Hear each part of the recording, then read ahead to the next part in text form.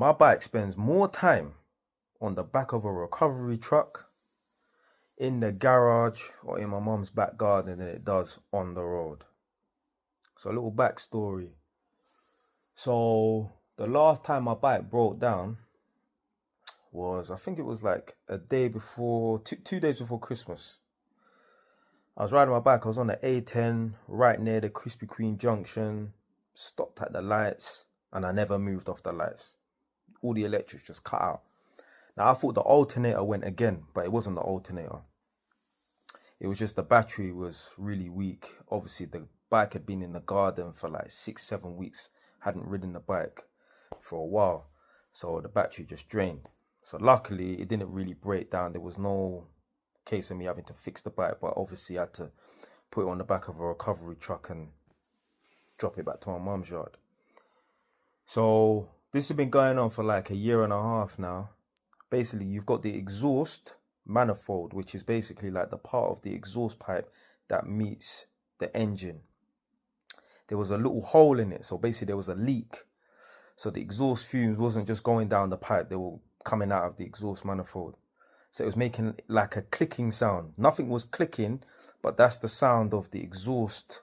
That's the sound of there being a hole and there's like a little leak in the exhaust manifold. There's basically a hole in the exhaust manifold.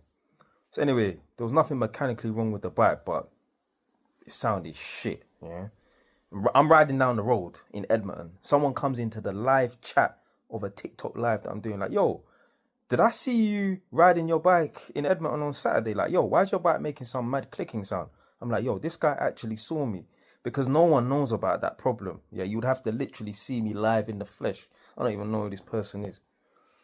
So anyway, I decided, you know what, yeah, let me get this problem sorted. So like 2-3 weeks ago, I had a slow day at work. Like, I think I've done like 2 jobs. I'm like, you know what? I finished work at like 11 a.m. Let me just fly down to Edmonton from Northampton, take the bike to the garage, and then, you know, make my way back to Northampton eventually. So that's what I did. So I know I needed a new like full exhaust system and that, because the exhaust pipe, like the long pipe, was all corroded and that. So anyway, the mechanic got it sorted. So last night, which was Friday, come down, obviously anticipating picking up the bike this morning today. So there's me thinking that the mechanic, I believe he told me, yeah, you know, come and pick up the bike at 12, in terms of I'm closing the garage at 12. There's me rushing to get down there. I'm all texting him, yeah, I'll be there at 12:15 latest and that. Got there, the guy told me you don't close the mechanics until 3 o'clock. So I'm thinking, fucking rush down there. Anyway, spent about 30 minutes waiting for him to finish up the bike and that. The exhaust was fitted properly. Bike was running nice. Get me? The exhaust was sounding mean, yeah? Aggressive. So anyway, what happened now? So these times, like, my mechanic's based in Northwest London. So I've made my way back from Northwest London. Boom, jumped on the A46. Went Wood Green. Just get me? Spun around Tottenham, Wood Green on the bike. Get me? Made the ends show my face on the ends and that. So anyway, what happened now? I think, yeah, went back to Edmonton Green, got my bike washed, then went home. I think I was, obviously, when I say home, I'm here. I think I was here for like an hour, 2 hours and that. I thought, right, boom, let me go and get some chicken and chips now. So these times, yeah, it's like 3:30. So I've gone to my chicken and chip shop in Wood Green, got the chicken and chips, and I'm riding down the A10. I'm heading back here, yeah, Edmonton, from Wood Green. And I literally, came from like White Hart Lane sides.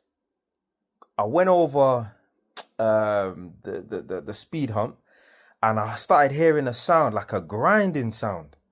Now these times, man's got my earphones in because I listen to music when I ride, and the exhaust is loud, but I can still hear this grinding sound, and I think to myself, that sound there does sound expensive, and it sounds quite problematic. It's one of those sounds, it's a bit like a ghost. It might disappear for a little while, but it's going to come back to haunt you. I think to myself, this sound here, even if it goes away, it's going to come back, and I know it's going to be a bit of a problem in the future. It may be in 10 minutes or it may be in 10 months, but it gonna come back and cause problems. Anyway, 10 minutes later, no, not even 10 minutes later, 2 minutes later, I get to the Great Cambridge roundabout. And I started smelling some burning smell. Now, obviously, there's bare cars on the road. Someone might have burnt out their clutch or whatever. But I know this burning smell's coming from my bike. So I'm like, yo, what the fuck? Anyway, so I've approached the Great Cambridge roundabout. Tried to go over the Great Cambridge roundabout. The bike just starts slowing down. And then the bike just cut out, literally. I don't know if you lot know the Great Cambridge roundabout, but there's a left turning called Hedge Lane that takes you to near where my old school was, Winchmore. The bike's just broke down there. There's a bus stop there. I've just pushed the bike near the bus stop.